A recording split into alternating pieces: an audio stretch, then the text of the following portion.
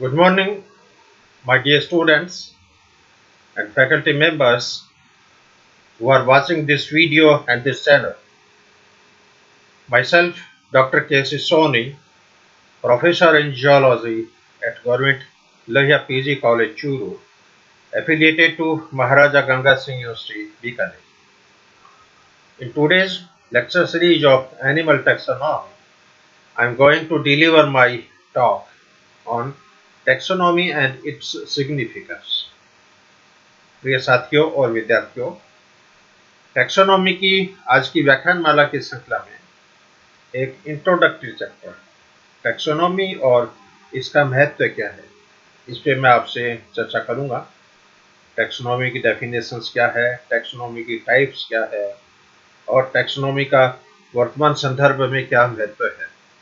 तो बहुत ही सिंपल और इंफॉर्मेटिव लेक्चर है और प्रतियोगी परीक्षा में छोटे क्वेश्चंस, डेफिनेशन टाइप के क्वेश्चंस, ऑब्जेक्टिव टाइप के क्वेश्चंस जनरली पूछे जाते हैं और मैं आशा करता हूं कि यह व्याख्यान विद्यार्थियों के लिए, विशेषकर जो मेडिकल की तैयारी कर रहे हैं, अंडर ग्रेजुएट की तैयारी कर रहे हैं, एमएससी की तैयारी कर रहे हैं, इसके अलावा प्रतियोगी परीक्षाओं की तैयारी कर रहे हैं, उनके लिए ये व्याख्यान बहुत ही पर्पसफुल साबित होगा, ऐसा मेरी मानना है। First of all, introduction. According to Ernest Mayr, taxonomy is the theory and practice of classifying organisms. ये टैक्सोनॉमी की बहुत ही सिंपल डेफिनेशन है और जो लगभग हर प्रतियोगी परीक्षा में पूछी जाती है। Define the taxonomy. So taxonomy की सबसे सिंपल डेफिनेशन क्या होगी? Taxonomy is the theory and practice of classifying organism. According to William Bertram Turrell, there are three levels of taxonomy. William Bertram Turrill के अनुसार टैक्सोनॉमी के तीन levels हैं, जिसमें first level is alpha taxonomy, second is beta taxonomy and third is gamma taxonomy. Alpha taxonomy क्या है? It involves collection, observation, measurement, description and information at a cellular and molecular level. Alpha taxonomy में क्या होगा? इसमें कोई भी animal है उसका कलेक्शन करना। कलेक्शन कहीं से भी हो सकता है। आप समुद्र के किनारे घूमने गए, किसी फॉरेस्ट में घूमने गए, किसी अबेंडन्ड जंगलों के अंदर, डेजर्ट के अंदर आप घूमने गए और वहाँ पर आपको कोई भी एनिमल मिला, कोई भी स्पीसीज मिली, उसको आप कलेक्ट करके लाए। सो इट इन्वॉल्व कलेक्शन यानी संग्रह करना, ऑब्जर्वेशंस उसका परीक्षण करना, मेजरमेंट उसका नापतोल करना, डिस्क्रिप्शन उसका वर्णन करना अपने अकॉर्डिंग अपनी डायरी के अंदर, and information at cellular and molecular level. और सेलुलर और मॉलिक्यूलर लेवल पर उसके बारे में जो सूचनाएं हैं उनको प्राप्त करना। सेलुलर लेवल की जो इंफॉर्मेशन है ये लेबोरेटरीज में होगी या बढ़िया जो हायर लेवल की जो रिसर्च इंस्टीट्यूट है वहाँ पर होगी, और मॉलिक्यूलर लेवल की इंफॉर्मेशन है ये भी हायर लेवल की लेबोरेटरीज में होगी, क्योंकि इसमें कई तरह की सूचनाएं होती है। इसमें कैरियोटाइप की फॉर्मेशन होती है, बेंडिंग पैटर्न बनाना पड़ता है, इसके अलावा डीएनए की सीक्वेंसिंग करनी पड़ती है। तो सेलुलर और मॉलिक्यूलर इंफॉर्मेशन ये हाई क्वालिटी की, हाई प्रोफाइल की लेबोरेटरीज, उसके अंदर ये कैरेक्टर्स हैं वो प्राप्त किए जाते हैं। It helps in detecting, describing and classifying a new species as well as revising the classification of previously described species. So alpha taxonomy के द्वारा किसी भी स्पीसीज को डिटेक्ट करने में, आइडेंटिफाई करने में, उसका डिस्क्रिप्शन वर्णन करने में और उसका वर्गीकरण करने में, इसके अलावा पुराने क्लासिफिकेशन में यदि कोई स्पीसीज जिसका ऑलरेडी वर्णन किया जा चुका है उसको रिवाइज करने में, उसको संशोधन करने में अल्फा टैक्सोनॉमी का बहुत बड़ा यूज है। सो alpha taxonomy deals with collection, observation, measurement, description and information at cellular and molecular level It helps in detecting, describing, and classifying a new species, as well as revising the classification of previously described species. Second is beta taxonomy. It deals with the arrangement of the species into lower and higher category of the classification. Beta taxonomy में किसी भी species का, किसी भी जाति का वर्गीकरण में लोअर और हायर कैटेगरी में उसका अरेंजमेंट करना, ये इसका मुख्य पर्पज है। It deals with variation and evolutionary origin of groups of related species and sorting them into taxa. इसके अलावा विभिन्न समूहों की जातियों में पाई जाने वाली विभिन्नताएं, वेरिएशंस, उनका उद्विकासीय उद्गम और उनको अलग अलग टैक्सा में उनको छांटने का काम, सॉर्टिंग देम इनटू टैक्सा, ये बीटा टैक्सोनॉमी का मेन पर्पज है, मेन उद्देश्य है। So beta taxonomy deals with the arrangement of the species into lower and higher categories of the classification. It deals with variation and evolutionary origin of groups of related species and sorting them into taxa. Third one is gamma taxonomy. It deals with the analysis of intraspecific variation and evolutionary studies. ये काफी important है। It deals with analysis of intraspecific variation and evolutionary studies. तो एक ही species के सदस्यों के मध्य पाई जाने वाली विभिन्नताओं यानी वेरिएशंस और उनके उद्विकासीय लक्षणों का अध्ययन करना, उनका विश्लेषण करना, एनालिसिस करना, ये गामा टैक्सोनॉमी का मेन पर्पज है। इसलिए टैक्सोनॉमी के ये तीन लेवल है, अल्फा टैक्सोनॉमी, बीटा टैक्सोनॉमी और गामा टैक्सोनॉमी, और बहुत ही इंपॉर्टेंट टर्म है और प्रतियोगी परीक्षाओं में डेफिनेशंस के रूप में, छोटे क्वेश्चंस के रूप में ये जनरली पूछे जाते हैं। इसके अलावा अदर डिविजन्स भी है, अन्य divisions. According to Mayr and Ashlock, taxonomy is divided into two levels. First is micro taxonomy and second is macro taxonomy. तो मेयर और एस्लॉफ के अनुसार टैक्सोनॉमी के दो और लेवल है, एक तो माइक्रो टैक्सोनॉमी या सूक्ष्म वर्गीकी, एक मैक्रो टैक्सोनॉमी या वृहद वर्गीकी। Micro taxonomy it deals with the problems related to species, ये किसी भी स्पीसीज के साथ संबंधित समस्या जो है, प्रॉब्लम्स हैं, उसको डील करने का कार्य करती है। Macro taxonomy it deals with the problems and principles of higher taxa. तो हायर टैक्सा के जो एनिमल्स हैं, स्पीसीज है, उनके साथ आने वाली समस्याओं, उनके सिद्धांतों के बारे में ये डील करती है। So according to Mayer and Asloff, taxonomy is divided into two levels.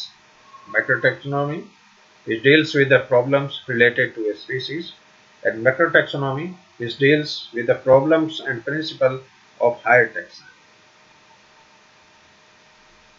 हाँ, इसके अलावा अन्य और तीन डिवीजन इसके हो सकते हैं, that is numerical taxonomy, phylogenetic taxonomy and evolutionary taxonomy. Numerical taxonomy जो है, it is based on similarities and dissimilarities among organisms. It don't depend on primitive and derived factors. तो न्यूमेरिकल टैक्सोनॉमी है, इसका main purpose सजीवों के मध्य पाई जाने वाली समानताएं, similarities, और उनके मध्य पाई जाने वाली असमानताएं, डिसिमिलरिटीज पर आधारित है। ये प्रिमिटिव प्रकार की, आदिम प्रकार के या डेराइव्ड जो उपार्जित लक्षण है, व्युत्पन्न जो लक्षण है, उन पर ये डिपेंड नहीं करता। So numerical taxonomy is based on similarities and dissimilarities among organisms. It don't depend on primitive and derived characters. Second is phylogenetic taxonomy.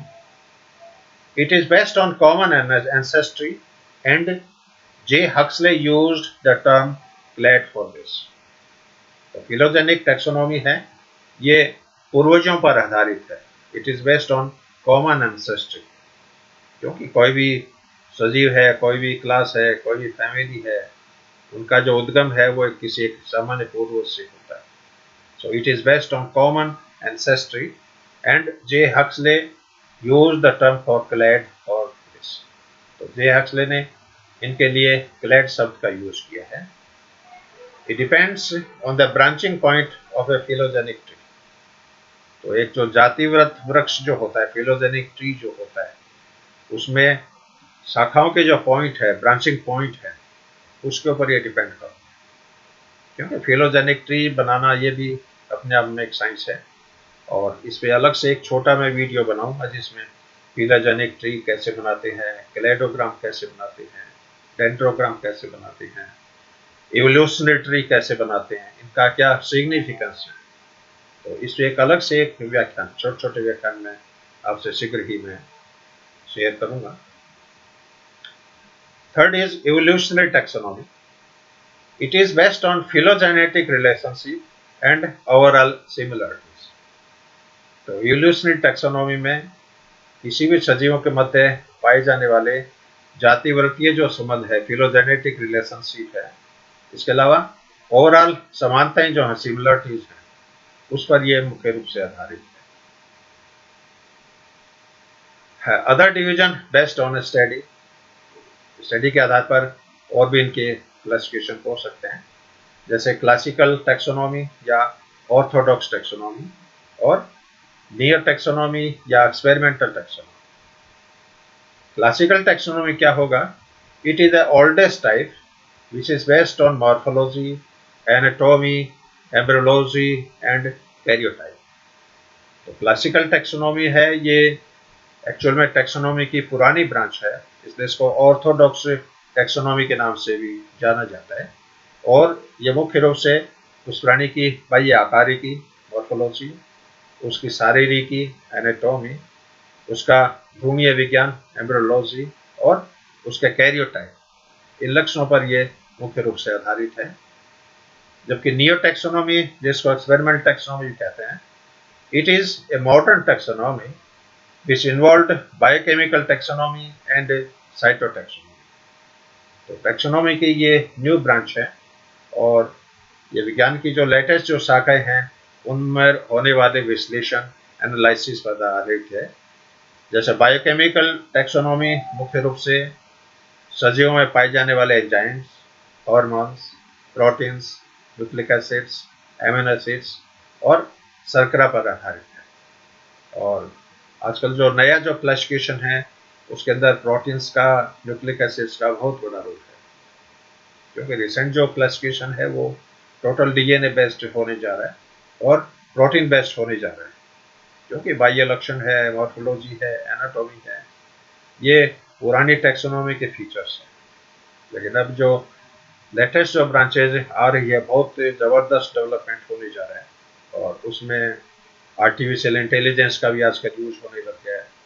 अलग अलग तरह के सॉफ्टवेयर आने लगे हैं, उन सॉफ्टवेयर की मदद से भी स्पीसीज का आइडेंटिफिकेशन होता है. Cytotaxonomy deals with number of chromosomes, structure of chromosome and position of centromere. तो साइटोटैक्सोनॉमी उस स्पीसीज में पाए जाने वाले गुणसूत्रों की संख्या, गुणसूत्रों की स्ट्रक्चर और क्रोमोसोम में सेंट्रोमियर की पोजीशन कैसी है, इन सब बातों का ध्यान साइटोटैक्सोनॉमी के अंतर्गत रखा जाता है. और लास्ट में टैक्सोनॉमी का सिग्निफिकेंस क्या है, इसका महत्व क्या है. तो टैक्सोनॉमी है ये वाइड वैरायटी में, विज्ञान की ऐसी कोई ब्रांच नहीं है जिसमें टैक्सोनॉमी का आजकल यूज नहीं होता हो, चाहे वो साइंटिफिक सेक्टर हो, चाहे इंडस्ट्रियल सेक्टर हो, चाहे फार्मा सेक्टर हो, चाहे एजुकेशनल सेक्टर हो, चाहे एनवायरनमेंट का सेक्टर हो, सभी में टैक्सोनॉमी डायरेक्टली और इनडायरेक्टली किसी न किसी रूप में वो उसके साथ जुड़ी है. इसके मेन जो मुख्य जो सिग्निफिकेंस है वो इस प्रकार है. Status of species in ecosystem. तो कोई भी पारितंत्र है, कोई भी इकोसिस्टम है, उसमें स्पीसीज का स्टेटस क्या है, क्योंकि एक इकोसिस्टम में डोमिनेंटिंग स्पीसीज भी है ना, सुपीरियर स्पीसीज भी है, इन्फीरियर स्पीसीज भी है, कीटोन स्पीसीज भी है, और इन सब के निर्धारण में टैक्सोनॉमी का बहुत बड़ा रोल है। Number of living species in world, दुनिया में जीवित जिंदा जो जातियां कितनी है, उनकी संख्या कितनी है, इसके बारे में आइडिया टैक्सोनॉमी से लगाई जाती है। Knowledge of local and endemic होना, तो स्थानीय स्तर पर है, जिसको आप इंडियन नॉलेज सिस्टम भी अपन कह सकते हैं। तो आजकल हर स्टेट के अंदर, हर गांव में, हर छोटे छोटे रूरल एरियाज में कोई भी एनिमल हो उसके लोकल नेम जरूर है। जैसे ब्लैक आइबिस, ब्लैक आइबिस को यहाँ पर शेखावटी में जैसे कोटदांतली बोलते हैं। गुजरात में अब जाओ तो इसको काला बाजा के नाम से जाना जाता है। साउथ में जाओ तो इसका कर्णफूल के नाम से जाना जाता है। तो कोई भी पौधा हो, कोई भी प्लांट हो, कोई भी फ्लावर हो, कोई भी एनिमल्स हो, स्थानीय भाषा में उनका कोई न कोई नाम होता है, और उनसे रिलेटेड कोई न कोई फोकलोर्स बहुत ज़्यादा है, फोक टेल्स बहुत ज़्यादा है। और ऐसे गाँव में ऐसे कोई रीति रिवाज में कोई ऐसा कोई गीत नहीं है जिसमें पशु पक्षियों का जिक्र नहीं है। तो इंडियन नॉलेज सिस्टम है, एक बहुत बड़ा विश्व भंडार है जिसमें रिसर्च की बहुत बड़ी आवश्यकता है। रोल इन अप्लाइड बायोलॉजी, तो प्रयुक्त जीव विज्ञान में टैक्सोनॉमी का बहुत बड़ा रोल है। Taxonomy is used in agriculture and forestry, कृषि विज्ञान में और वानिकी के क्षेत्र में टैक्सोनॉमी का भी बहुत जबरदस्त यूज है। In pest management program, pest management program में IPM जो है, जैसे इंटीग्रेटेड पेस्ट मैनेजमेंट, इसमें टैक्सोनॉमी का बहुत बड़ा रोल है, क्योंकि टैक्सोनॉमी में जब किसी एनिमल को आप क्लासिफाई करते हो तो उसकी फीडिंग हैबिट का भी जैसे जिक्र होता है कि ये एनिमल इंसेक्टिवोरस है या फ्रूगीवोरस है या मतलब रक्त चूसने वाला है, सेंगीवोरस है या फ्रूट खाने वाला है, मांसाहारी है, शाकाहारी है, परजीवी है, सहजीवी है। और उसके अकॉर्डिंग पेस्ट मैनेजमेंट प्रोग्राम में यानी बायोलॉजिकल कंट्रोल में इनका यूज होता है। इन पब्लिक हेल्थ में इनका बहुत बड़ा यूज है। In quarantine agency, wildlife management है ना, वन्य जीवों का प्रबंधन, उसमें टैक्सोनॉमी का बहुत बड़ा रोल है। Role in ethology and animal behaviour, तो प्राणियों के व्यवहार के अध्ययन में टैक्सोनॉमी का बहुत बड़ा रोल है। इन जियोलॉजिकल टाइम स्केल, तो कई बार जियोलॉजिकल टाइम स्केल में पृथ्वी की जैसे खुदाई करते हैं, वर्टिकल खुदाई करते हैं, तो कई बार फॉसिल्स मिल जाते हैं। अब जो फॉसिल्स पृथ्वी के जितनी ज़्यादा गहराई में मिलता है, इसका मतलब इस एनिमल का जो अस्तित्व था वो उतना ही पुराना है, क्योंकि मिट्टी निरंतर बनती रहती है, मिट्टी के ऊपर मिट्टी की नई लेयर है वो बनती रहती है। तो दुनिया में ऐसे कई है, जैसे पर्टिकुलर डेजर्ट एरिया है, जैसे आप जैसलमेर जाओ, बाड़मेर जाओ, बीकानेर जाओ, यहाँ पर आज के करोड़ों वर्ष पहले समुद्र रहा है। और जैसलमेर के पास डेजर्ट नेशनल पार्क है, वहाँ तो आप 1 फीट यदि मिट्टी का गड्ढा खोदते हो तो वहाँ पर आपको मॉलस्का और इकाइंडरमेटा के एनिमल्स के कवच हैं वो मिल जाते हैं, जो क्लियर कट इस बात का इंडिकेशन है कि यहाँ पर लाखों वर्ष पहले समुद्र रहा होगा, क्योंकि history and geography repeats itself after every 5000 years. तो प्रत्येक 5000 वर्ष के बाद में हिस्ट्री और ज्योग्राफी अपने आप रिपीट होती रहती है। अभी 5-7 दिन पहले आपने देखा होगा बीकानेर में लोनकंड सर के पास एक खेत में अचानक एक गड्ढा बन गया, और वो गड्ढा करीब 500 से 600 फीट गहरा था।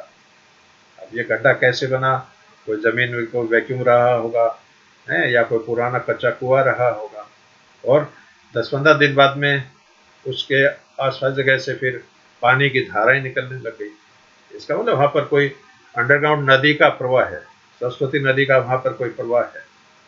तो ये ऐसी जियोलॉजिकल घटनाएं हैं वो होती रहती। डिफेंस वारफेयर, तो प्रतिरक्षा के संदर्भ में युद्ध में टैक्सोनॉमी का यूज होता है। एनवायरमेंटल पॉल्यूशन, पर्यावरणीय प्रदूषण के नियंत्रण में टैक्सोनॉमी का यूज होता है। इम्प्रूवमेंट ऑफ सॉइल फर्टिलिटी, भूमि की उर्वरता के सुधार में बढ़ाने में टैक्सोनॉमी का यूज है। कमर्शियल इंडस्ट्रीज, औद्योगिक क्षेत्रों में इसका यूज है। इन जॉब प्रोस्पेक्ट, विशेष रूप से जो टैक्सोनॉमी के एक्सपर्ट्स हैं। और भारत में zoological survey of India ZSI है, इसके अलावा WII है, wild life institute of India, BNHS Bombay natural history society Mumbai, और इसके अलावा SACON Salim institute for conservation of ornithology, यहाँ पर वैज्ञानिकों की आवश्यकता रहती है। और ZSI में तो एक एक ऑर्डर के एक्सपर्ट्स की रिक्वायरमेंट रहती है। कोलियोप्टेरा के एक्सपर्ट, ऑर्थोप्टेरा के एक्सपर्ट, हाइड्रोप्टेरा के एक्सपर्ट, लेपिडोप्टेरा के एक्सपर्ट। लेकिन ये दुर्भाग्य है कि आजकल के स्टूडेंट टैक्सोनॉमी में इतना इंटरेस्ट नहीं रखते हैं। अदरवाइज तो कोई बच्चा MSc जूलॉजी करके और किसी भी ब्रांच में डिप्लोमा कर ले साल भर का, ये डिप्लोमा वो WII देहरादून के द्वारा, BNHS के द्वारा इस तरह के डिप्लोमा कोर्सेज चलते हैं जो 3 महीने से लेके 6 महीने तक हो सकता है। और इंसेक्ट आइडेंटिफिकेशन है, स्पाइडर आइडेंटिफिकेशन है, बर्ड्स आइडेंटिफिकेशन है। और इस तरह के डिप्लोमा यदि कोई विद्यार्थी कर लेता है आफ्टर MSc, तो उसकी साइंटिस्ट के रूप में अपॉइंटमेंट बहुत जल्दी होती है और बहुत ज़बरदस्त डिमांड रहती है। इन्वेजिव एलियन स्पीसीज, और कई बार ये भी मानते हैं कि दूसरे अंतरिक्ष के ग्रह जो है वहाँ पर से भी है ना, ये अलग अलग एलियन जातियाँ हैं वो पृथ्वी पर आती रहती है, तो उनके आइडेंटिफिकेशन में भी स्पीसीज का टैक्सोनॉमी का बहुत बड़ा रोल है। क्योंकि पृथ्वी की जब उत्पत्ति हुई तो ऐसा मानते हैं कि जितने भी ग्रह हैं उन सब की उत्पत्ति सूरज से हुई है। सूरज के छोटे छोटे टुकड़े टूटते गए और वो घूमते घूमते सूरज से दूर चले गए। तो सूरज के नज़दीक जो ग्रह है वो बहुत ज़्यादा गर्म है, और सूरज से जितनी ज़्यादा दूर जो ग्रह है वो उतने ज़्यादा ठंडा है। पृथ्वी अपनी है वो तीसरे नंबर पे आती है, और यहाँ पर जीवन के लिए सुगम परिस्थितियाँ हैं, इसलिए प्लांट्स और एनिमल्स दोनों यहाँ पर फ्लोरिश करते हैं, सर्वाइव करते हैं। और आजकल जो अंतरिक्ष वैज्ञानिक हैं वो दूसरे ग्रहों पर भी जीवन की खोज में लगे हैं। और डेफिनेटली मेरा तो मानना है कि कोई भी ग्रह हो वहाँ पर कोई न कोई माइक्रोब्स हो सकता है, कोई फंजाई हो सकती है, कोई छोटे बैक्टीरिया हो सकते हैं, वायरस हो सकते हैं। तो डेफिनेटली छोटे कोई भी फ्लोरा और फोना उनके अंश वहाँ पर जरूर मिलेंगे। और हो सकता है वहाँ पर जानवरों की बस्तियाँ भी रहती होगी, लेकिन क्योंकि ब्रह्मांड बहुत बड़ा है और प्रत्येक ग्रह तक पहुँचना, वहाँ पर विश्लेषण करना, एनालिसिस करना, ये बहुत ही टेढ़ा काम है। फिर भी वैज्ञानिक अपने अनुसंधान में लगे हैं, अन्वेषण में लगे हैं, और चांद के ऊपर, मंगल के ऊपर आने वाले दिनों में बस्तियाँ बसानी चालू हो जाएगी, अंतरिक्ष की यात्राएं चालू हो जाएगी। तो ये एक आने वाला भविष्य है। तो ये टैक्सोनॉमी को कुछ महत्वपूर्ण सिग्निफिकेंस, एक बहुत ही ये सिंपल व्याख्यान, एक तरह का इंट्रोडक्टिव व्याख्यान है टैक्सोनॉमी और उसका महत्व क्या है। और I hope you like this lecture and this video. और अंत में हमारे कॉलेज की तरफ से, हमारे जियोलॉजी डिपार्टमेंट की तरफ से और मेरी तरफ से मैं आप सभी को धन्यवाद प्रेषित करता हूँ। I am highly grateful to you, I am highly thankful to you for watching and listening this lecture. Thank you very much. Have a good day. Thank you.